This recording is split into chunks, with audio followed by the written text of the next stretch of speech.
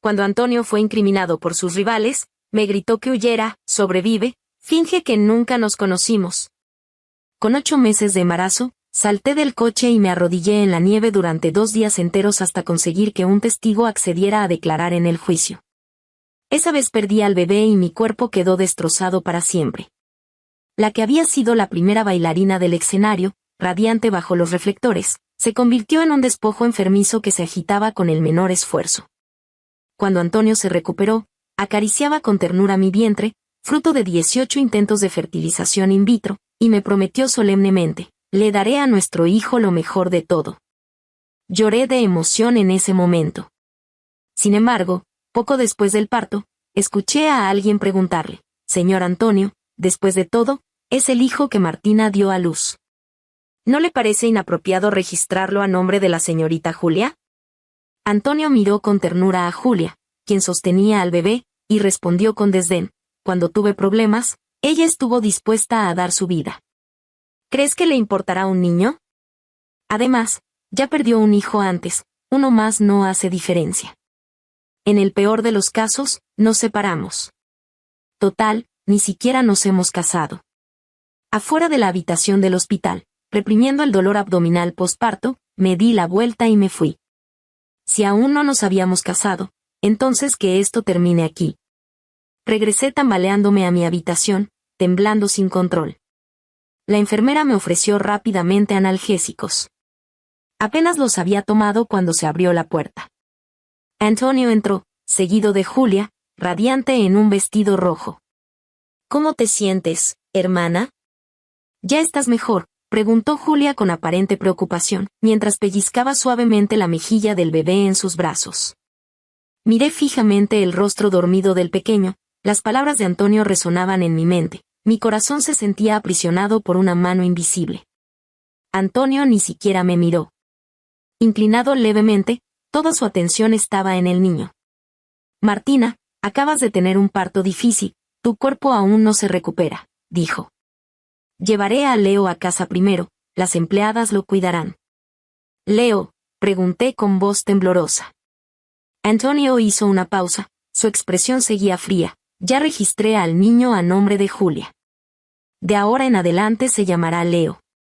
Julia le lanzó una mirada coqueta a Antonio y luego se volvió hacia mí. «Hermana, no te lo tomes a mal, Antonio solo piensa en el futuro del niño. Yo amaré a Leo como si fuera mi propio hijo». Mi cuerpo se cubrió de sudor frío, apreté las sábanas. «Pero me prometiste que el niño». «Eso fue antes, ahora cambié de opinión», me interrumpió Antonio, indiferente a mi dolor. «Julia viene de buena familia, es la primera bailarina de la compañía, es mejor para la educación y el futuro del niño. Aunque estuviste conmigo varios años, te garantizaré comida y techo, pero no esperes nada más». Antonio salió con Julia entre sus brazos. La puerta del hospital se cerró frente a mí. Sentí que toda mi sangre se congelaba. No podía entender cómo la persona que hace 2 meses acariciaba mi vientre embarazado y me hacía promesas había cambiado tan rápido. Él sabía perfectamente que por este niño había pasado por 18 intentos de fertilización in vitro, 3 embarazos químicos, e incluso que debido a complicaciones en el parto y hemorragia severa, tuvieron que extirparme el útero. Resulta que el hijo por el que arriesgué mi vida, al igual que yo misma, éramos solo nada más para él. El día que el chofer vino a recogerme, descubrí que toda la disposición de la villa había cambiado. Donde antes estaban mis cosas, ahora estaban las pertenencias de Julia. Las fotos de Antonio y yo en las paredes habían sido reemplazadas por fotografías de baile de Julia o imágenes íntimas de ella con Antonio. Llegó la hermana, llegó la voz dulce de Julia desde el segundo piso. Levanté la vista y la vi sosteniendo al bebé, de pie frente a lo que había sido mi habitación principal con Antonio. «Perdona, hermana, el bebé lloraba mucho y temí que te molestara, así que moví tus cosas allá», señaló el cuarto de servicio junto a la cocina. Antonio salió de la cocina, agitando un biberón, me miró con indiferencia. «El doctor dijo que aún estás tosiendo, no salgas de tu habitación a menos que sea necesario, no vayas a contagiar al niño». Sacudí la cabeza instintivamente. «Mi enfermedad no es contagiosa, puedes preguntarle al doctor». «Aunque la tos no sea contagiosa, has estado tomando medicamentos durante años, ¿Puedes garantizar que ninguna de tus enfermedades es contagiosa? Me quedé paralizada, viéndolo a él y a Julia alimentando juntos al bebé con ternura. ¿Está rico, Leo? ¿La leche que preparó papá o la que preparó mamá sabe mejor? La palabra mamá me hizo apretar los puños. Intenté subir las escaleras. Apenas había dado 2 pasos cuando escuché a Julia reír. Yo soy la mamá de Leo, ¿no te da vergüenza competir conmigo? Antonio también rió. Es mi culpa. Por supuesto que a quien Leo más ama es a mamá. Me detuve en seco, quise preguntarle, el niño lo di a luz yo, aunque esté registrado a nombre de Julia, ¿no debería ser yo su mamá? Pero antes de que pudiera hablar, una empleada me tapó la boca de repente. Martina, el señor y la señora están ocupados con el pequeño amo. ¿Qué pretendes? Ve a tu habitación y no causes problemas. Luché aterrada. Otra empleada me agarró la muñeca, entre las dos me arrastraron al cuarto de servicio. Al cerrar la puerta, vi a Julia lanzarme una sonrisa triunfante. Me encerraron todo el día. Solo cuando las empleadas se fueron, me acerqué sigilosamente a la cuna. Justo cuando mis dedos estaban a punto de tocar al niño, un grito furioso resonó sobre mi cabeza. Hermana, no toques a Leo. El bebé se asustó y comenzó a llorar. Julia lo levantó, pisoteando el suelo con ansiedad. Todavía estás tosiendo. ¿Cómo puedes tocar al niño? ¿Qué pasa si lo contagias? Antonio, que estaba en una reunión en el estudio, salió corriendo. Al ver al niño llorando, sin decir palabra me dio una bofetada. ¿No entiendes cuando te hablan? Te dije que te mantuvieras lejos del niño. ¿Sabes que el niño es delicado y cualquier descuido podría contagiarlo? 8 años juntos, era la primera vez que me golpeaba. Reprimiendo la tos, levanté la barbilla desafiante. Este es el hijo que yo di a luz. Antonio, hace 5 años, cuando perdí al primer bebé, me prometiste que protegerías mi derecho a ser madre. El niño lloró aún más fuerte. Antonio, con el rostro lívido, me agarró de la muñeca y me arrastró al estudio. Antes de cerrar la puerta, me dio otra bofetada. ¿El niño? Tienes el descaro de mencionar al primer bebé. Si Julia no me lo hubiera dicho, todavía estaría engañado. Hace 5 años el bebé ya estaba muerto en tu vientre. Solo montaste un teatro con un feto muerto para que me sintiera en deuda contigo toda la vida. Con cada acusación, un dolor agudo atravesó mis rodillas y pantorrillas, como si miles de hormigas me mordieran simultáneamente, un dolor penetrante. Me levanté con dificultad, mirándolo incrédula. Antonio, ¿crees que te estoy manipulando? Sus ojos ya estaban llenos de odio, cada palabra salía entre dientes apretados. ¿Acaso no es así? Por supuesto que no. Perdí al bebé después de estar arrodillada 2 días. Antonio, ¿prefieres creerle a Julia antes que a mí? Terminé de hablar y comencé a toser de nuevo, una tos que sacudía violentamente todo mi pecho, como si fuera a expulsar todos mis órganos. Él solo se quedó ahí parado frente a mí, esperando fríamente que terminara de toser. Solo cuando mi cara estaba completamente roja, dijo con frialdad, hubo un tiempo en que yo también te creí. Capítulo 2. El teléfono de Antonio sonó de repente. Dejó de mirarme y se alejó para atender la llamada. Me deslicé lentamente por la pared hasta quedar sentada en el suelo. Alcancé a escuchar vagamente que mencionaban mi nombre al otro lado de la línea. Luego me lanzó una mirada glacial. Es su viejo problema de siempre, con unos días de reposo se recupera. No necesita cirugía. Si en su momento aguantó 2 días arrodillada en la nieve, ¿acaso no puede soportar este dolor? Cuando colgó, le pidió a la empleada que me llevara a mi habitación. Al pasar junto a mí, sin siquiera voltear a verme, me advirtió, mientras te comportes, te permitiré ver al niño de lejos. Pero si te atreves a acercarte a Leo otra vez, no me culpes por lo que pueda pasar. Desde abajo llegaban las risas de Julia y del niño. Me tapé la boca mientras tosía en voz baja, mientras con la otra mano me clavaba las uñas en la pantorrilla. Ya llevaba 5 años sintiendo este dolor. Ya debería estar acostumbrada a este sufrimiento. Pero desde que di a luz, mi agonía aumentaba día tras día, hasta alcanzar hoy su punto máximo. No sé cuánto tiempo pasó antes de despertar del dolor, con todo el cuerpo como sumergido en agua helada, sintiéndome terriblemente mal. Ya no podía más. Tomé mi teléfono para comprar analgésicos por internet. Pero al momento de pagar, descubrí que mi tarjeta adicional había sido bloqueada. Llamé urgentemente al asistente de Antonio. Contrario a su habitual cortesía, me respondió con indiferencia: Martina, el señor Antonio ordenó que todos los recursos se prioricen para la señora Julia y el pequeño amo. En estos años, el señor Antonio te ha comprado medicamentos por cientos de miles. Ya deberías estar satisfecha, ¿no crees? Respirando con dificultad, me arrastré hasta la puerta. Sentía que si no tomaba los medicamentos pronto, realmente moriría aquí de dolor. Pero no imaginé que la puerta del cuarto de servicio estuviera cerrada con llave. El terror inmenso intensificó mi sufrimiento. Golpeé la puerta con las palmas de mis manos, pero ni siquiera tenía fuerzas para gritar. De pronto, la puerta se abrió. Julia estaba en el umbral, con los brazos cruzados, mirándome desde arriba. ¿Todavía viva? ¡Qué resistente eres! Se hizo a un lado. No digas que no te ayudé. Antonio está en el jardín. Sin tiempo para pensar por qué de repente se mostraba tan amable, me apoyé en la pared para levantarme y caminé paso a paso hacia afuera. Apenas llegué a la puerta, escuché la voz sumisa de Antonio: Señor David, quédese tranquilo. Usted me salvó la vida en su momento. Yo cuidaré bien de Julia y la amaré toda la vida. Apreté el picaporte de la puerta y lo vi inclinarse repetidamente ante el vacío. Al colgar y girarse para verme, su alegría se transformó instantáneamente en frialdad glacial. ¿Quién te dio permiso de salir? Julia suspiró detrás de mí. Mi hermana me lo suplicó tanto, y dijo que Leo es su hijo biológico. No pude negarme. Agarré el borde de mi ropa y lo miré fijamente. Antonio, aquel año fui yo quien le rogó a David que interviniera. ¿Ya ni siquiera crees que te salvé la vida? Se burló. ¿Salvarte la vida? Fue David quien testificó, Julia quien le pidió el favor. ¿Qué mérito tienes tú? Pasó junto a mí y le dijo a Julia en voz baja: por tu bondad es que ella se ha atribuido ese mérito durante 5 años. Ya te lo dije, Leo es tu hijo, no tiene nada que ver con ella. Ya no pude contenerme más y grité con todas mis fuerzas: ¿olvidaste que estuve arrodillada en la nieve 2 días y 2 noches?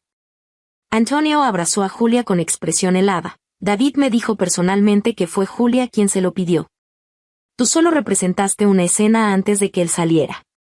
Martina, dejarte quedar en esta casa ya es más que generoso de mi parte. No sigas desafiando mis límites. Esas 2 frases fueron como espadas que me atravesaron el pecho. Finalmente, no pude más y caí hacia atrás. Con la conciencia nublada, vi a la niñera bajando corriendo desde el 2º piso. Señor Antonio, señora Julia, el pequeño amo tiene fiebre. Mi visión se tornó borrosa. Vi al niño en brazos de la niñera con el rostro enrojecido, los ojos cerrados, murmurando algo con sus labios. Antonio se alarmó de inmediato, tocó la frente del niño y su expresión cambió. Al hospital. Julia se precipitó hacia mí, emocionalmente alterada, y me empujó con fuerza: todo por tu culpa. Te dije que le contagiarías al niño, pero no escuchaste. Leo apenas cumplió su primer mes y ya lo contagiaste con tu enfermedad. Ahora estás contenta. Usó mucha fuerza. Mi nuca golpeó contra la pared y un líquido caliente comenzó a fluir. Con esfuerzo levanté la cabeza y vi a Antonio corriendo hacia afuera con el niño en brazos. Al pasar junto a mí, pareció no verme en absoluto. Solo se detuvo cuando, luchando, logré agarrar su tobillo. Antonio, por favor, llévame contigo. Suéltame. Me apartó de una patada, lleno de furia. Alguien que me ha mentido durante 5 años no merece ser la madre de Leo. Que alguien se lleve a esta loca y la encierre. Sin mi orden, nadie la deje salir. Esa patada me hizo caer nuevamente. El dolor en mi nuca y abdomen fue intenso. Solo pude ver impotente cómo Antonio salía por la puerta con el niño. Julia se acercó, se agachó y me susurró al oído: hermana, deja de resistirte. Con todas esas heridas y enfermedades, ¿cómo vas a criar a un niño? Gracias a ti, sin sufrir nada, obtuve un hijo con derechos de herencia. Las empleadas se acercaron para arrastrarme. Julia se puso de pie. Casi lo olvido. Antonio me pidió matrimonio. Mañana nos casamos por civil y el próximo mes será la boda. Se quitó un collar del cuello, del que colgaba una esfera transparente. Abrí los ojos de par en par y le grité desesperada, «Devuélvemelo. Es mío». Julia acarició suavemente la pequeña esfera mientras sonreía. «Me dijeron que son las cenizas de tu hijo que nació muerto. Antonio, recordando a su primer hijo, me lo regaló como anillo de compromiso. Dijo que yo, las cenizas y Leo somos todo su mundo». Terminó de hablar, aspiró por la nariz y las lágrimas comenzaron a caer por sus mejillas. Rugí intentando arrebatárselo, pero las empleadas me sujetaron con fuerza. Solo pude ver cómo salía por la puerta y se marchaba en el auto de Antonio. Hasta ese momento, todo lo que tenía me había abandonado. Solo me quedaban un cuerpo lleno de heridas y un corazón desesperanzado. Capítulo 3. Por la noche, Julia fue llamada a casa por David. Antonio regresó solo con Leo, que ya no tenía fiebre, y encontró la casa completamente a oscuras. Frunciendo el ceño, encendió las luces y llamó varias veces a las niñeras sin obtener respuesta. Dejó al niño en la cuna y subió a buscarlas. Después de revisar toda la casa sin encontrar a nadie, Antonio se sintió aún más irritado. Fue al estudio a buscar el contacto de la niñera, pero justo cuando iba a llamar, escuchó un ruido sospechoso proveniente de la habitación del bebé junto a la cocina. Un mal presentimiento lo invadió de inmediato y corrió hacia allí. La habitación estaba completamente vacía. No había rastro de mí. Al darse la vuelta, vio que la cuna también estaba vacía. Yo había desaparecido con el niño. A las 2 de la madrugada, cuando Julia llegó a la villa, Antonio estaba en el estudio hablando por teléfono, con una voz cargada de ira apenas contenida. «Envía a todos. Aunque tengan que remover cielo y tierra, encuéntrenlos». ¿Qué otra razón podría haber? Obviamente quiere sacar dinero otra vez. Martina se ha vuelto loca. No le bastó con engañarme a mí, ahora está usando a su propio hijo. Dicho esto, levantó furioso el teléfono para estrellarlo, pero Julia se apresuró a detenerlo. Aunque ya conocía la situación antes de venir, Julia fingió sorpresa. «Antonio, ¿qué está pasando?» En casa hay 6 niñeras, 2 nodrizas y 3 guardias de seguridad en el jardín. Por muy hábil que sea mi hermana, no puede simplemente desaparecer con el niño, ¿verdad? Antonio apretó los dientes y golpeó la mesa con el puño. ¿Quién sabe de dónde sacó el dinero para sobornar a todas las niñeras y guardias? Ahora no contestan el teléfono ni responden mensajes, es imposible encontrarlos. Julia se quedó atónita. Con la excusa de servir agua, entró al baño con su teléfono. Para su sorpresa, la niñera que ella misma había colocado tampoco contestaba.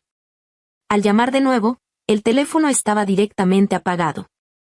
Julia temblaba de rabia y estrelló el teléfono contra las baldosas. La pantalla se hizo añicos. «No, estoy a un paso de casarme con Antonio, no puedo echarlo todo a perder ahora».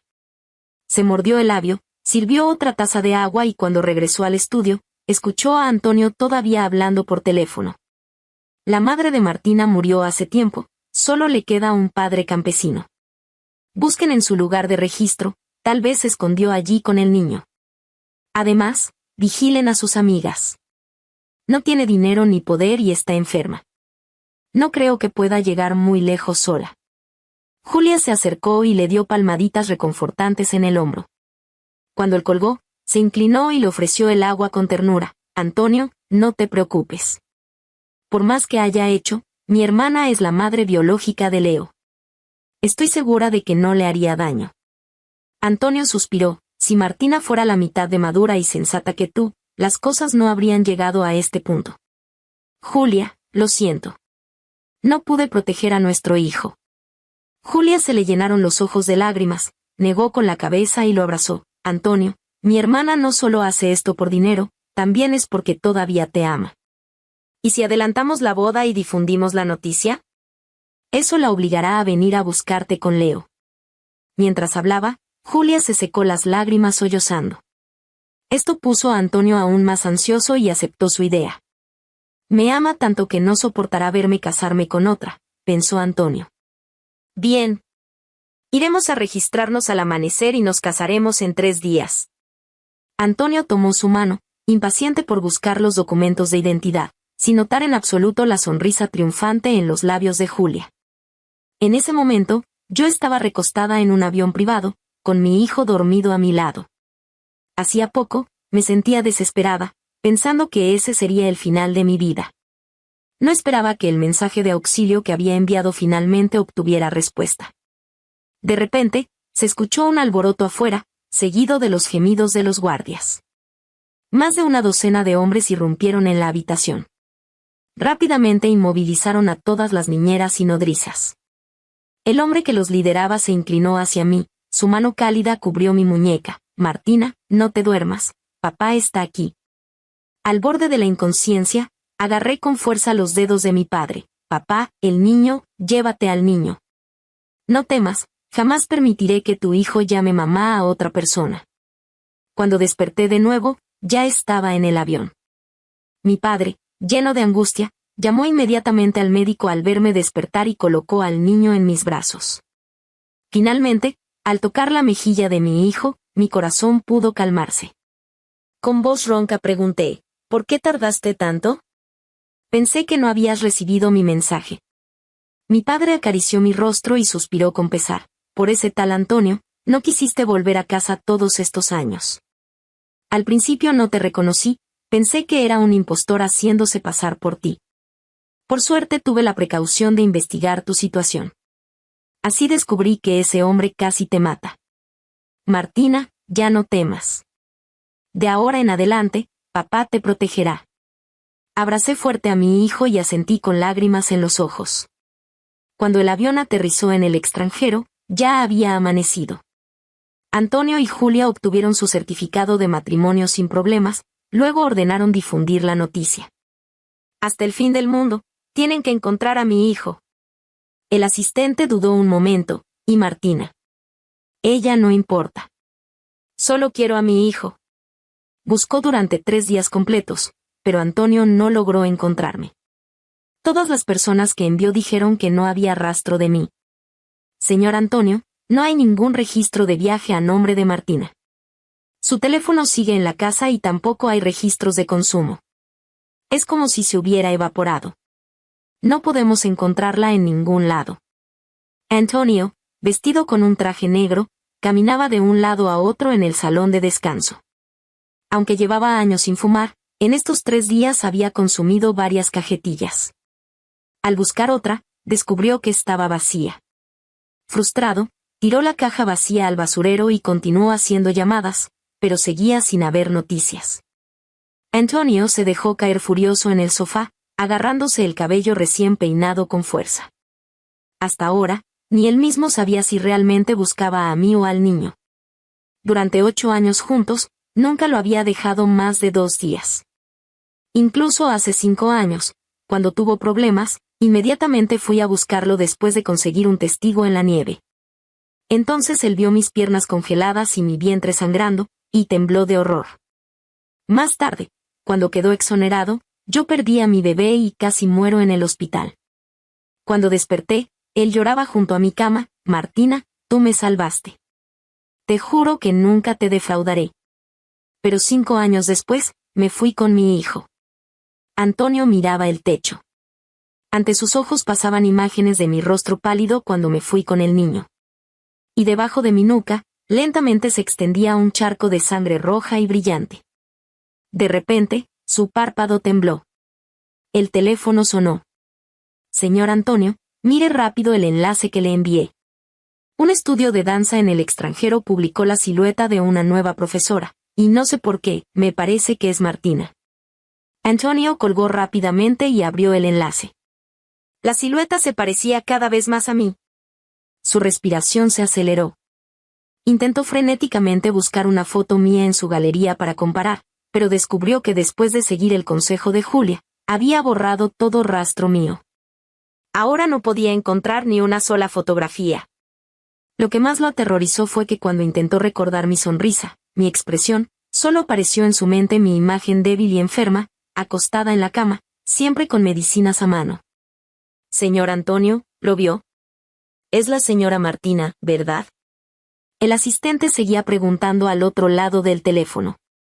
Antonio miraba fijamente la silueta y murmuró aturdido: yo, no estoy seguro. Hubo un silencio al otro lado, luego dijo: señor Antonio, le envié más fotos. Son de un paquete anónimo que llegó hoy a la compañía. Como hoy es su boda, temí que interfiriera y lo abrí por usted. Contiene, mejor véalo usted mismo. Capítulo 4. Al colgar el teléfono, Antonio sintió un mal presentimiento en el fondo de su corazón. Con manos temblorosas abrió las fotos y comenzó a revisarlas una por una. 10 minutos después, Julia, que había estado buscando al novio por todas partes, abrió la puerta del vestidor con un tono ligeramente molesto, apurándolo para que fuera a recibir a los invitados. Pero Antonio, con los ojos enrojecidos y lleno de furia asesina, la agarró del cuello. En la pantalla de su teléfono se veía claramente un informe médico. Julia, ¿no dijiste que aquel año, antes de que Martina se arrodillara, el bebé ya había muerto en su vientre? ¿Qué significa este informe médico? Claramente cuando ella fue al hospital, el bebé aún tenía latidos. Julia echó un vistazo apresurado al teléfono y luego se defendió con voz llorosa. Antonio, ¿de qué hablas? No entiendo. El doctor me dijo personalmente que su bebé ya no estaba. ¿Cómo iba a mentirte? Antonio la miró con ojos feroces, apretando cada vez más fuerte. Entonces dime el nombre del doctor, iré a verificarlo personalmente. No, yo, ya no lo recuerdo bien, fue hace 5 años, cof cof. El rostro de Julia se puso rojo, al borde de la asfixia, cuando de repente la puerta del vestidor se abrió de una patada y David irrumpió. Antonio, suelta a mi hija. Varios guardaespaldas se apresuraron a separar a Antonio, seguidos inmediatamente por los guardaespaldas de Antonio que también entraron. Los que debían ser novio y novia se habían convertido en adversarios en un instante. ¿Qué demonios pretendes hacer, Antonio? Fuiste tú quien rogó casarse con mi hija, y ahora la golpeas. Además, si no fuera porque mi hija me rogó que te salvara en aquel entonces, quién sabe si estarías en prisión o ya muerto en tu huida. La voz de David retumbaba con autoridad. Julia finalmente pudo respirar, pero no quería renunciar a esta boda. Entre toses, intentó persuadirlo: Antonio, no sé de dónde sacaste estas mentiras. Seguro que Martina no quiere que nos casemos y las inventó a propósito. No puedes caer en su trampa. ¿Ya lo olvidaste? Adelantamos la boda justamente para obligarla a aparecer. Antonio apretó el teléfono, mirando fijamente al padre e hija frente a él. Hubo un tiempo en que confiaba tanto en ellos, agradecido por haberle salvado la vida. Pero ahora, levantó el teléfono, señaló las imágenes de vigilancia y dijo entre dientes. Uno dice que fue su hija quien le rogó testificar, pero ese día Julia estaba en el extranjero, ni siquiera en el país. La otra dice que el bebé de Martina ya no estaba, y que ella solo se arrodilló un momento antes de atribuirse el mérito. Pero esta grabación muestra que estuvo arrodillada durante 2 días y 2 noches completas, y además el bebé aún estaba vivo. David, tengo que preguntarte, ¿testificaste en aquel entonces porque te lo rogó tu hija, porque Martina se arrodilló, o porque Martina denunció a la policía y te viste obligado a presentarte? Todo lo demás podría ser falso, pero las imágenes de vigilancia y el registro de ubicación de Julia no mentían. David miró a su hija con rostro demudado, luego las pruebas en el teléfono de Antonio, y tras un largo silencio, se aflojó la corbata y dijo: sí, me presenté porque ella denunció a la policía, ¿y qué? Fueron tus enemigos quienes casi te meten en prisión, fui yo quien testificó en la corte para librarte de la cárcel. Eso es un hecho. Finalmente, escuchando la verdad, la mente de Antonio quedó en blanco por un instante. Al siguiente segundo, recordó de repente que hace 5 años había firmado un aviso de estado crítico. Y esta vez, había firmado 2. Por este bebé, me pusieron innumerables inyecciones, arriesgué media vida para dar a luz. Pero tú no me preguntaste nada, ignoraste mi dolor y decepción, e insististe en registrar al bebé bajo el nombre de Julia. De repente, Antonio miró furiosamente a Julia: ¿me mentiste? ¿Te atreviste a mentirme? Julia ya estaba bañada en lágrimas. Aunque David la detenía, seguía gritando entre sollozos: Antonio, todo fue por amor. No quería perderte. Habíamos acordado que los tres viviríamos felices como familia. Nosotros, ya nos registramos civilmente. Sí, ya se habían registrado. Las piernas de Antonio cedieron y cayó sentado en el sofá. En sus oídos resonaba lo que había dicho con indiferencia poco después del parto de Martina. En el peor de los casos nos divorciamos, de todas formas no me registré con ella. Se amaron durante 8 años, y al final, él se registró civilmente con otra mujer. En el extranjero, el padre había encontrado el mejor equipo médico para Martina. Gracias a los millones que Antonio había invertido en tratamientos médicos para las secuelas que Martina había desarrollado a lo largo de los años, el equipo pudo encontrar rápidamente todos sus archivos y diseñar el plan de tratamiento más adecuado. 2 meses después, Martina finalmente pudo regresar al estudio de danza. Aunque sus movimientos aún eran algo inestables, completó una danza entera. Su padre le preguntó si tenía algún arrepentimiento. Ella abrazó al bebé y negó con la cabeza sonriendo. Seguía viva, el bebé estaba en sus brazos y había vuelto junto a su padre, ya no tenía arrepentimientos. Pero a veces, aún pensaba en Antonio. 2 meses atrás, su padre había recopilado todas las pruebas y las envió anónimamente a la empresa de Antonio. Después, su padre le trajo la grabación de vigilancia del vestidor para que viera la reacción de este hombre que había amado al descubrir la verdad. En el video, vio a Antonio rugir como enloquecido, agarrar a Julia del cuello, interrogar a David. También vio cómo ambos grupos se peleaban, especialmente Antonio, como si hubiera perdido la razón. Solo cuando David y Julia quedaron cubiertos de heridas, su padre hizo que alguien llamara a la policía. Todos fueron arrestados y llevados al centro de detención, la boda se canceló y cada uno quedó con antecedentes. Al final del video, Antonio fue el último en ser llevado por la policía. Tenía la marca de una bofetada de Julia en el rostro y apretaba fuertemente en su mano un collar manchado de sangre, cuyo dije contenía las cenizas de su primer hijo. Más tarde, su padre le contó a Martina que la familia de David ya había caído. Martina no preguntó cuánto había hecho exactamente su padre, ni averiguó sobre la situación de Antonio. Tenía el presentimiento de que volverían a encontrarse. Capítulo 5. 6 meses después, mientras Martina enseñaba danza a los niños en el estudio, escuchó que alguien la llamaba, Martina. Al voltearse, vio a Antonio de pie allí, el rostro demacrado, con profundas ojeras, el traje colgando holgado sobre su cuerpo adelgazado. Era el regalo de cumpleaños que ella le había comprado años atrás, ahorrando de su trabajo de medio tiempo. No imaginaba que después de tantos años todavía lo conservara. Martina, por fin te encontré. Martina despidió a los niños y luego lo miró con calma. Señor, ¿en qué puedo ayudarle? Los ojos de Antonio se enrojecieron y al segundo siguiente rompió en llanto. Lo siento, no debí dudar de ti. Cuando Julia me lo contó, debí haberte preguntado primero, debí confiar en ti. Martina, ¿puedes perdonarme? Martina sonrió levemente y negó con la cabeza. Había pensado que en el reencuentro lo golpearía, lo insultaría, le devolvería todo el sufrimiento del pasado, pero al verlo realmente, sintió que no valía la pena ensuciarse las manos. ¿Tiene tiempo el señor Antonio? La playa aquí es hermosa, permítame llevarlo a caminar. Antonio se secó las lágrimas e intentó tomarle la mano, pero quedó desconcertado cuando Martina lo evitó. Al levantar la vista nuevamente, ella ya había avanzado bastante. El mar relucía bajo el sol, la brisa marina traía un aroma salado. Martina caminaba lentamente y comenzó a hablar con voz pausada. Si lograste encontrarme, debes haber escuchado que mi padre no es agricultor, simplemente no estaba de acuerdo con nuestra relación. Cuando me preguntaste, solo dije, agricultor, sin pensarlo mucho.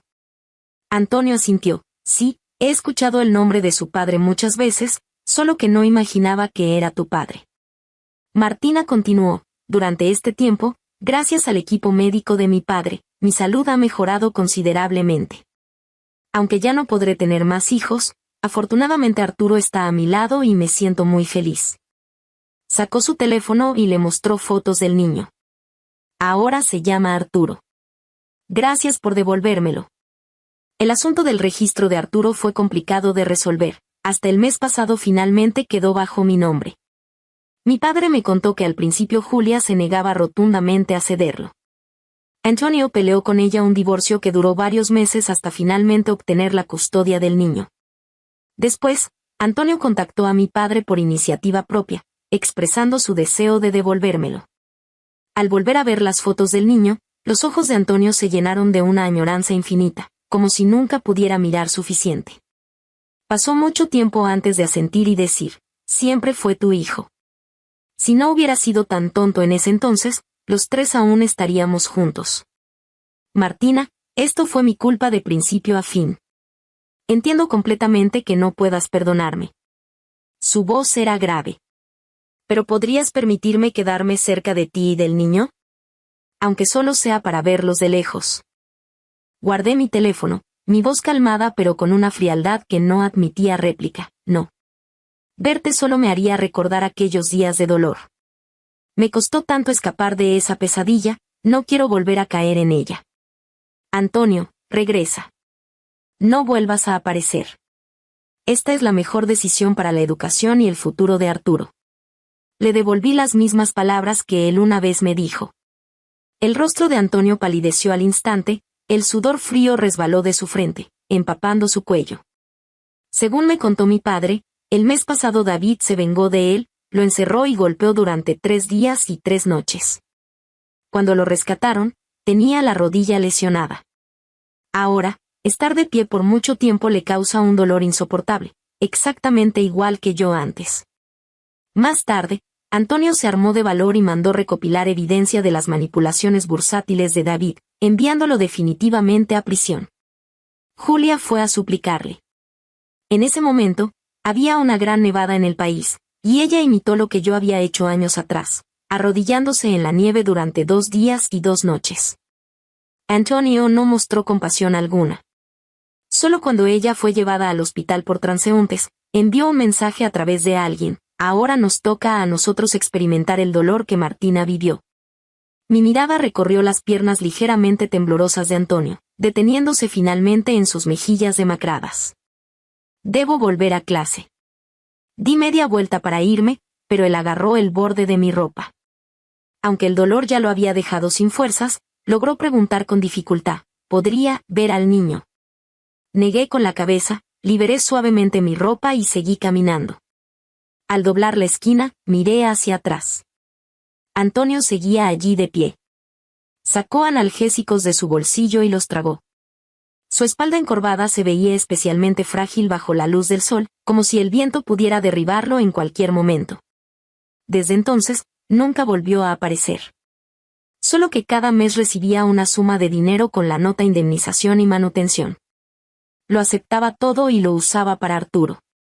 Cuando Arturo cumplió 5 años, esa cantidad fija de dinero se convirtió en una suma enorme con centavos incluidos, junto con un sobre. En la carta estaba la letra de Antonio. Martina, voy a morir. Anoche tuve un sueño, soñé que no creí las palabras de Julia y elegí confiar en ti. Eché a Julia, te cuidé sin separarme ni un instante. En el sueño, los 3 éramos muy felices, tal como te lo prometí hace 5 años. Pero al despertar del sueño, sigo solo, espiando una culpa que nunca podré redimir. Adiós, Martina. Que tú y Arturo sean felices. En la próxima vida, no te fallaré. Sacudí suavemente el sobre y cayó el collar que contenía las cenizas del otro niño. Este había sido el último recuerdo preciado de Antonio, ahora me lo daba a mí. Detrás de mí escuché la voz de mi hijo pidiéndome que cortara el pastel. Respondí, guardé el sobre en el cajón, me puse el collar al cuello y me dirigí hacia él con paso firme. Antonio, en la próxima vida, no volvamos a encontrarnos. Si te gustó esta historia, por favor haz clic en suscribir a mi canal. Bienvenidos a nuestro canal de audiohistorias. Suscríbete y deja tu like para no perderte ninguna historia. Que disfrutes la historia. Hannah estaba sentada a la mesa en la acogedora, pero ahora tan extrañamente vacía, cocina. A través de las cortinas se filtraban suaves rayos de sol que iluminaban el papel tapiz descolorido y las esquinas desgastadas de la mesa donde ella y su hija, Chloe, tan a menudo tomaban el té mientras platicaban de todo. En sus manos, Hannah apretaba el teléfono, pegándoselo a la oreja como si eso pudiera acortar la distancia entre ella y su hija. La voz de Choe, sonora y llena de vida, fluía desde el auricular, llenando la cocina con una calidez que tanta falta hacía. Mamá, no lo vas a creer. El papel tapiz de la sala es simplemente un desastre, reía Choe. Y Hana podía imaginar a su hija poniendo los ojos en blanco, de pie en medio de su nueva casa. Se está despegando por las esquinas, como si se estuviera burlando de mí a propósito. Y Alex, bueno, es un héroe, claro, pero con el pegamento es un completo desastre. Ayer se pasó toda la tarde quejándose. Hana sonrió, pero la sonrisa se desvaneció rápidamente, reemplazada por una punzante nostalgia. Se imaginó a Choe en su nueva casa, con el pelo revuelto, vistiendo una camiseta vieja manchada de pintura, y a Alex, cegaramente tratando de ocultar su irritación detrás de su habitual sonrisa bonachona. Esa imagen era tan viva, tan cercana y, al mismo tiempo, infinitamente lejana. Hacía 6 meses que Choe se había mudado, yéndose con su esposo a otra ciudad. Y desde entonces, la casa de Hana parecía haber perdido sus colores. Sin la risa sonora de su hija, sin su costumbre de tararear en voz baja, sin sus pasos apresurados sobre las crujientes tablas del suelo, la casa se sentía ajena, fría, casi sin vida. Hana desvió la mirada hacia una taza vacía que estaba sobre la mesa. Era la taza favorita de Choe, blanca con un ridículo dibujo de un gato con gafas, que su hija había traído de algún viaje. Mamá, es mi estilo, se reía cuando Hana bromeaba sobre su elección. Ahora la taza permanecía intacta, y Hana no se atrevía a guardarla en el armario, como si eso pudiera borrar definitivamente la presencia de su hija en la casa. Pasó un dedo por el borde de la taza, sintiendo un nudo en la garganta. Llama más seguido, hija, dijo Hana en voz baja, tratando de que no le temblara la voz. Los extraño tanto, a ti, a Alex, tu desorden, añadió con una leve sonrisa, intentando ocultar su melancolía. Oh, mamá, extrañas mis cosas tiradas por todas partes, respondió Choe con un reproche juguetón. No te preocupes, ya te haré un buen desorden cuando vaya de visita. Te prometo que pronto nos daremos una escapada. Alex ya está soñando con tus pasteles. Los estaré esperando, respondió Hana, y en su voz brilló una chispa de esperanza. Las palabras de Choe, tan simples y cálidas, disiparon por un momento la soledad, envolviendo su corazón en una luz suave. Pero tan pronto como su hija se despidió y el teléfono enmudeció, el silencio volvió a caer sobre Hana como un pesado manto. Dejó el teléfono y abrazó la taza con las manos, como si pudiera retener en ella el calor de la voz de Choe. En su memoria surgieron momentos que ahora parecían lejanos, casi irreales. Como ella y su hija hacían panqueques, discutiendo cuánta azúcar poner en la masa. Como Choe, todavía en la escuela, corría hacia ella con las rodillas raspadas, ocultando las lágrimas detrás de una valiente sonrisa. Como juntas eligieron un vestido para la graduación, riendo hasta las lágrimas por los diseños ridículos.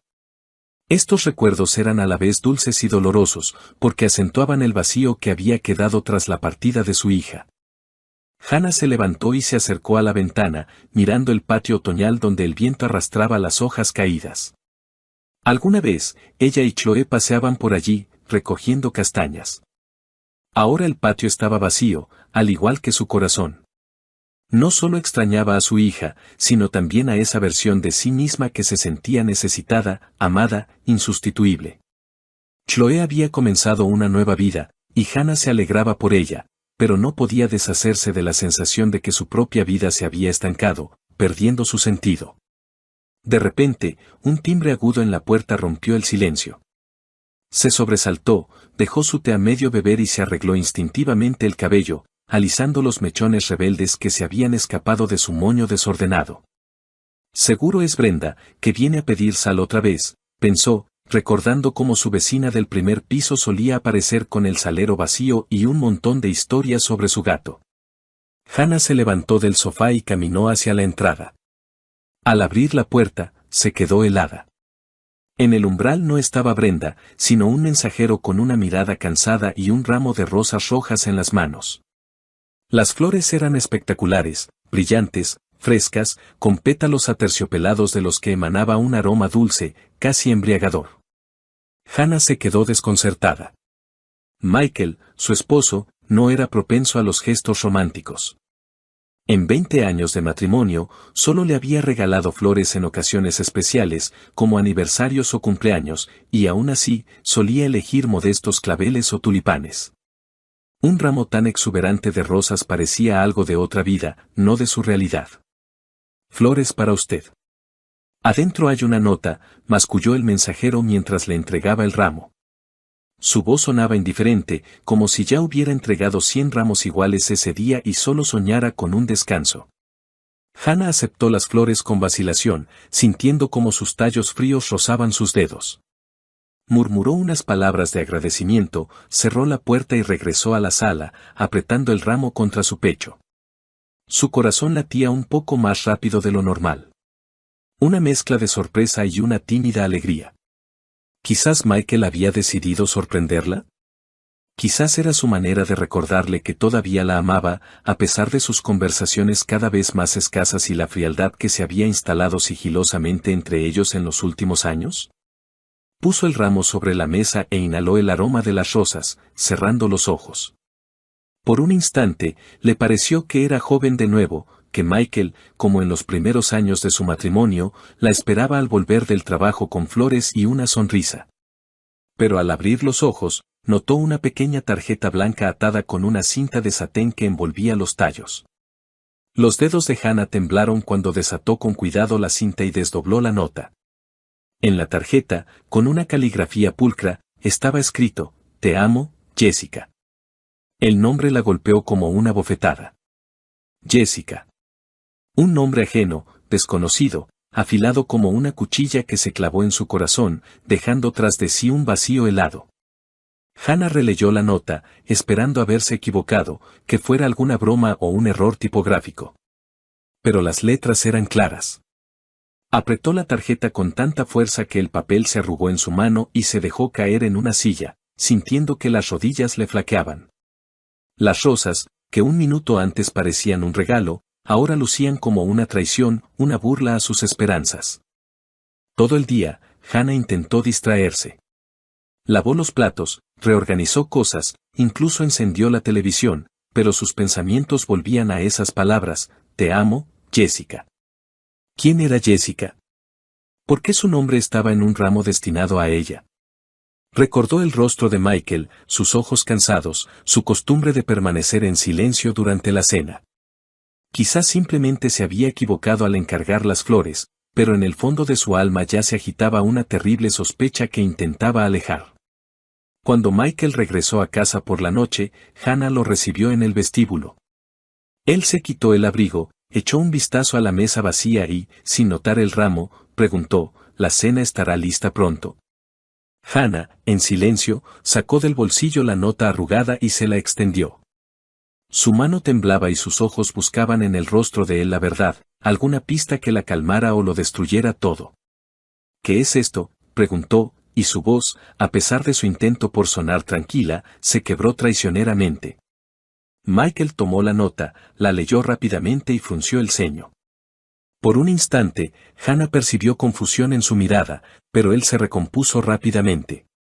«Debe ser un error, Hannah», dijo, encogiéndose de hombros como si fuera una niñedad. Seguramente en la florería mezclaron los pedidos. Ahora llamo y lo aclaro. Sabes que yo no sé regalar ramos así. Sacó su teléfono y marcó el número de la florería, apartándose hacia la ventana. Hannah lo observaba, de pie junto a la mesa, con los brazos cruzados sobre el pecho, como si se protegiera de algo invisible.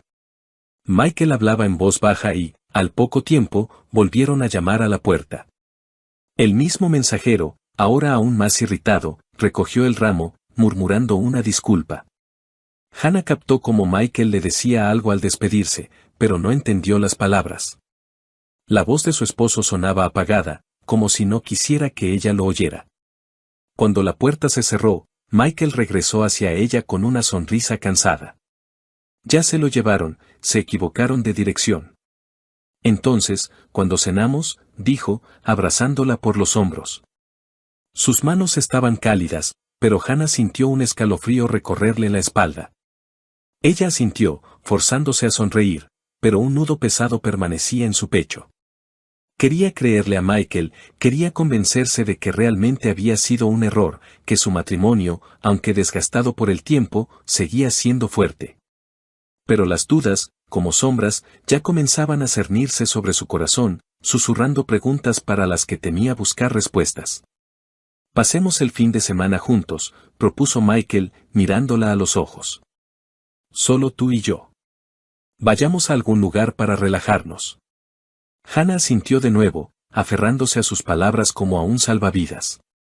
Ansiaba tanto devolver la calidez a su relación, sentir que todavía estaban cerca, que sus vidas no se estaban desmoronando. Está bien, respondió en voz baja. Pero cuando Michael se fue al baño, Hannah se quedó de pie en la sala, mirando el lugar vacío donde hasta hacía poco habían estado las rosas. La nota había desaparecido, el ramo se lo habían llevado, pero el nombre de Jessica permanecía, grabado en sus pensamientos como una mancha imposible de lavar.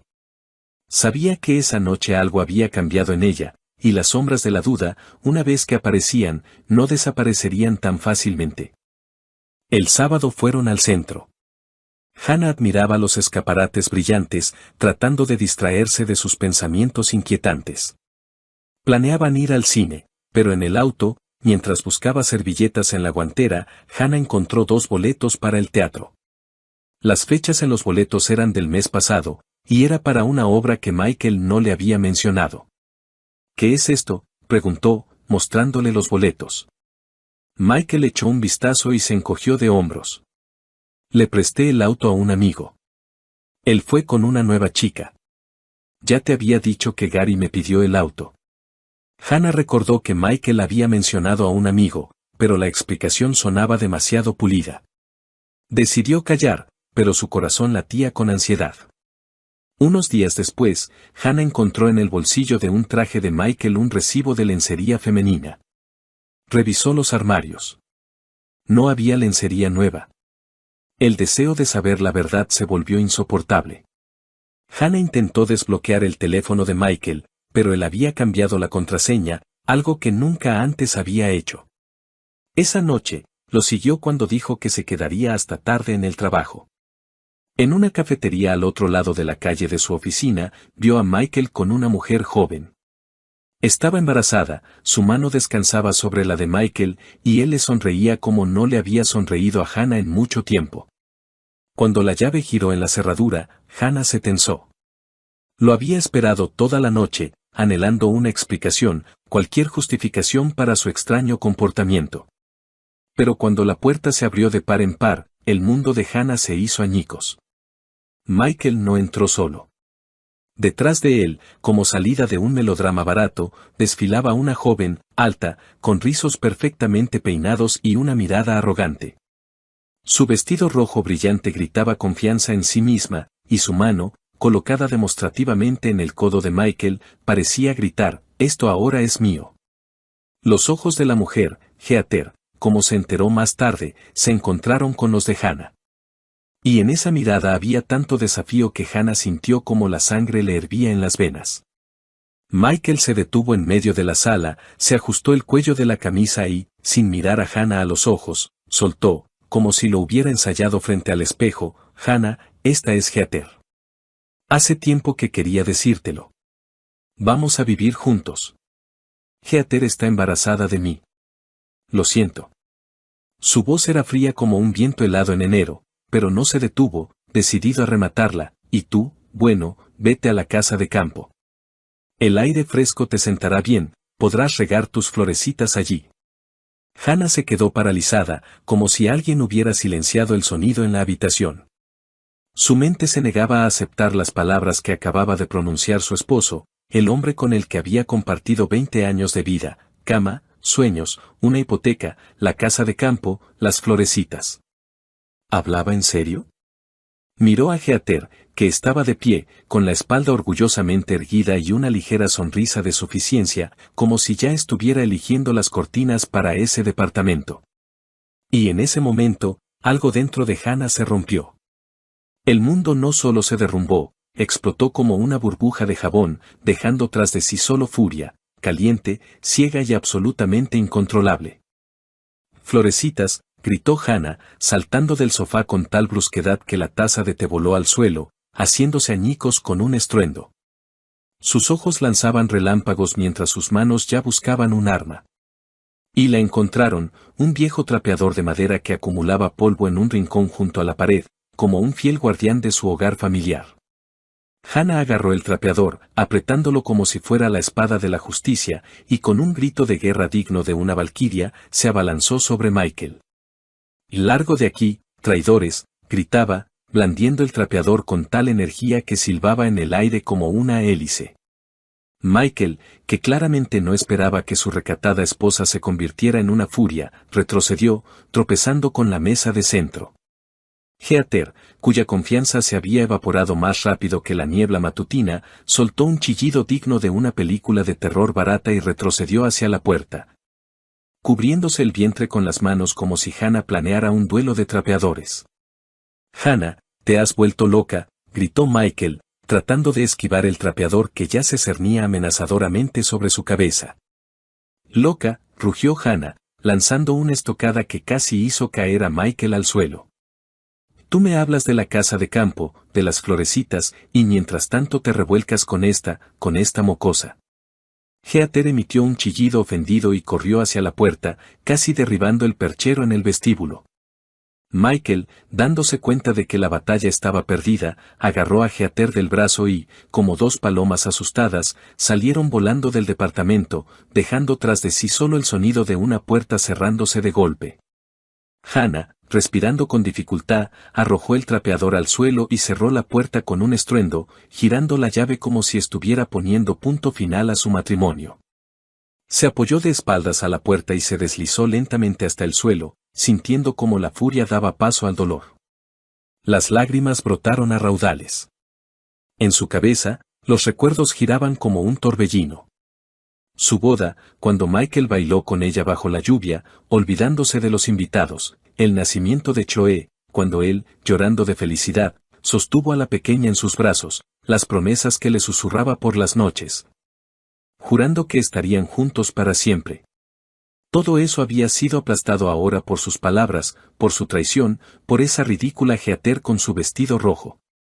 Se abrazó las rodillas, hundiendo el rostro en las manos, y lloró hasta que le dolió la garganta. La noche se extendió, interminable, como una pesadilla de la que era imposible despertar. Hannah abrazó una almohada que olía a su pasado compartido y trató de entender cómo su vida, tan familiar y querida, se había convertido en esta farsa absurda. En algún lugar en el fondo de su alma, todavía esperaba que fuera un sueño, que por la mañana Michael entrara con una sonrisa culpable y lo explicara todo. Pero su corazón conocía la verdad. La puerta que había cerrado de golpe ya no se abriría para él. ¿Y el trapeador? El trapeador ahora se convertiría en una leyenda. Por la mañana, apenas amanecía, Hannah llamó a Choe. Su voz temblaba mientras le contaba la traición de Michael. «Mamá, él no te merece», dijo Choe con firmeza. «Eres fuerte. Saldremos de esto. El divorcio es la única salida. Te encontraremos a alguien nuevo». Choe llegó unas horas después, abrazó a su madre y no la soltó hasta que dejó de llorar. Más tarde, llegó la amiga de Hannah, Linda, con una botella de vino y una caja de pasteles. «No estás sola, Hannah», dijo Linda, apretándole la mano. «Estamos contigo». Sus palabras, su calidez, se convirtieron para Hannah en un salvavidas en un mar de dolor. 2 semanas después, en una tarde fría y húmeda de otoño, Hannah oyó un timbre vacilante en la puerta. Estaba sentada en la sala, envuelta en una manta de lana, con un libro que no había podido leer. Sus pensamientos todavía giraban en torno a la traición de Michael. El timbre fue tímido, casi suplicante, y Hannah supo de inmediato quién estaba detrás de la puerta. Su corazón se encogió, pero no de dolor, sino de una fría determinación. Se levantó lentamente, se ajustó la manta y se dirigió a la puerta como un soldado que va a su última batalla. En el umbral estaba Michael. Su aspecto era patético, como el de un perro mojado abandonado bajo la lluvia. El abrigo estaba empapado, el pelo pegado a la frente, y su rostro, pálido y demacrado, parecía tallado en cera. Sus ojos, enrojecidos por la falta de sueño o las lágrimas, evitaban su mirada. En sus manos apretaba un ramo de crisantemos, no las lujosas rosas de aquel día fatídico, sino unas flores modestas y ligeramente marchitas. Como si hasta ellas supieran que su misión estaba condenada al fracaso. Hannah lo miró y en su pecho no se movió nada. Ni amor, ni lástima, solo un vacío resonante, como un eco en una casa abandonada. Hannah, perdóname, comenzó Michael, y su voz temblaba, quebrándose en un ronquido. Fui un idiota, ciego, estúpido. Heather, ella me engañó. El bebé no es mío. Ella lo planeó todo, quería mi departamento, mi dinero, mi vida. Pero me di cuenta de mi error. Se fue, volvió con su novio, y yo no puedo vivir sin ti. Dio un paso adelante, extendiendo el ramo como si fuera la llave de su perdón. Pero Hannah no se movió. Lo miró, al hombre que una vez amó tanto que estaba dispuesta a perdonarle todo, su silencio, su frialdad, su distanciamiento. Pero ahora, frente a ella había un extraño, cuyas palabras sonaban como un ruido vacío, como la lluvia tras la ventana que no conmueve el alma.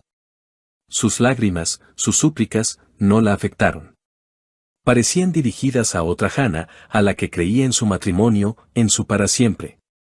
Vete, Michael, dijo ella, y su voz, baja pero firme como el acero, cortó el aire. Lo nuestro se acabó.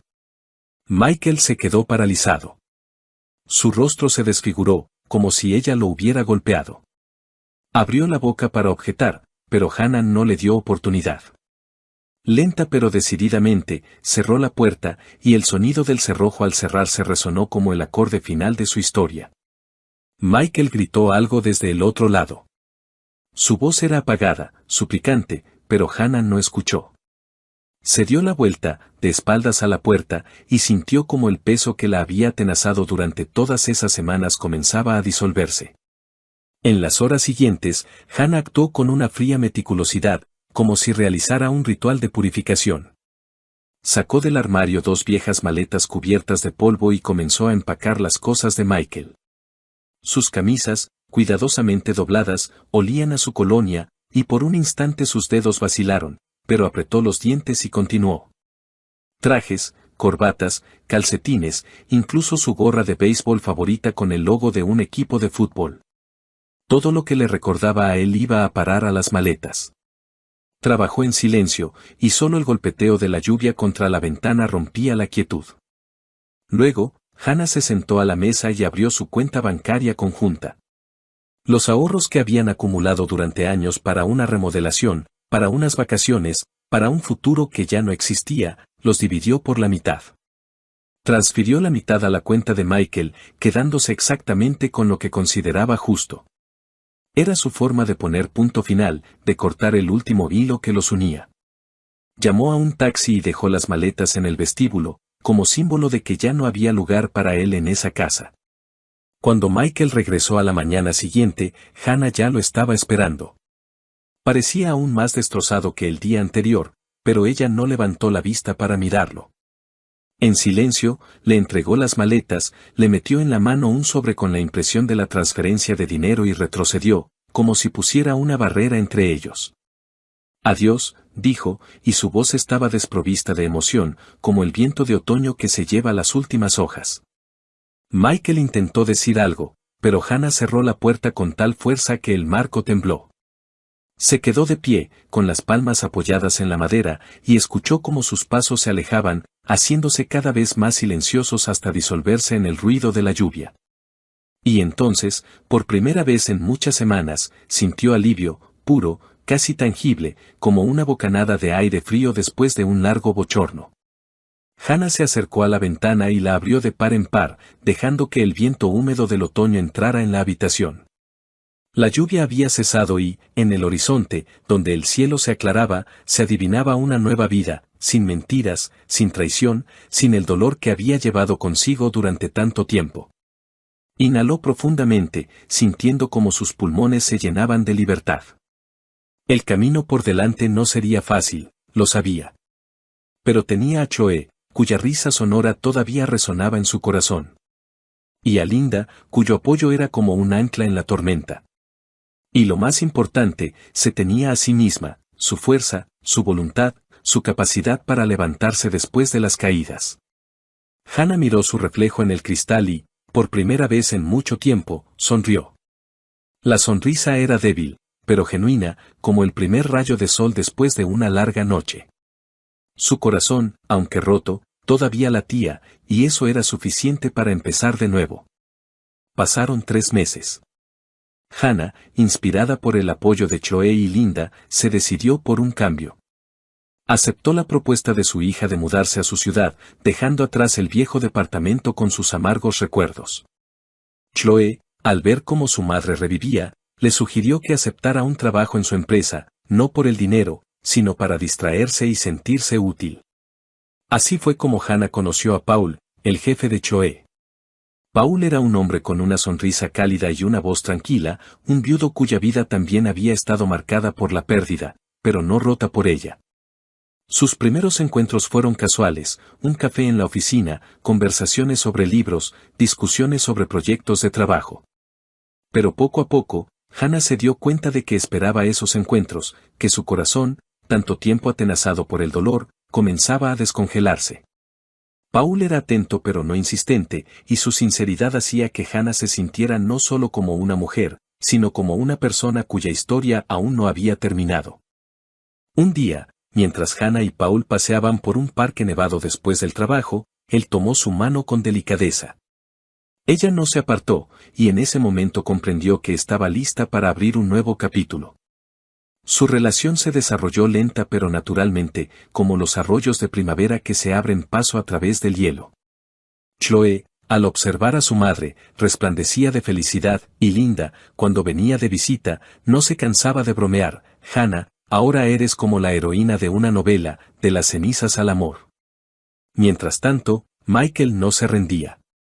Un mes después de la ruptura, apareció de nuevo en el viejo departamento, pero solo encontró habitaciones vacías y nuevos inquilinos.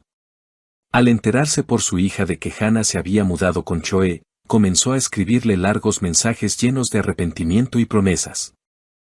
Hannah, he cambiado. Me di cuenta de lo que perdí.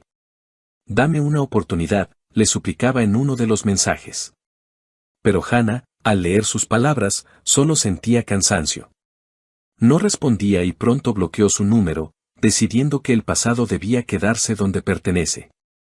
Michael, enfrentado a su silencio, intentó llenar el vacío en su vida. Comenzó a buscar nuevas relaciones, prefiriendo a chicas jóvenes que, esperaba él, vieran en él no solo una billetera, sino a una persona. Frecuentaba cafés de moda, se registraba en sitios de citas, incluso cambió su guardarropa para parecer más joven. A veces le parecía encontrar sinceridad en los ojos de alguna compañera, pero la mayoría de las veces su interés se desvanecía tan pronto como quedaba claro que sus finanzas no eran tan grandes como esperaban. Michael no se lo admitía a sí mismo, pero en el fondo sabía que ninguno de esos encuentros podría reemplazar lo que había perdido al destruir a su familia. Hannah, en cambio, florecía. En la nueva ciudad, no solo encontró el amor, sino también a sí misma. Se inscribió en clases de cerámica, con las que había soñado en su juventud, y pasaba las tardes felizmente con Chloe y Alex, riendo de sus bromas. Paul se convirtió en parte de su vida y, un día, cuando le regaló un simple ramo de flores silvestres, Hannah sintió que su corazón se había liberado por completo de las sombras del pasado. De pie junto a la ventana en la casa de Chloe, mirando las calles nevadas, Hannah pensaba en lo lejos que había llegado desde aquella noche en que lloraba abrazada a una almohada. Michael, su traición, sus súplicas de perdón, todo eso se había convertido en un eco lejano. Ante ella había una nueva vida, llena de calidez, risas y oportunidades. Sonrió, apretando contra su pecho una taza de té caliente, y comprendió que su historia apenas comenzaba.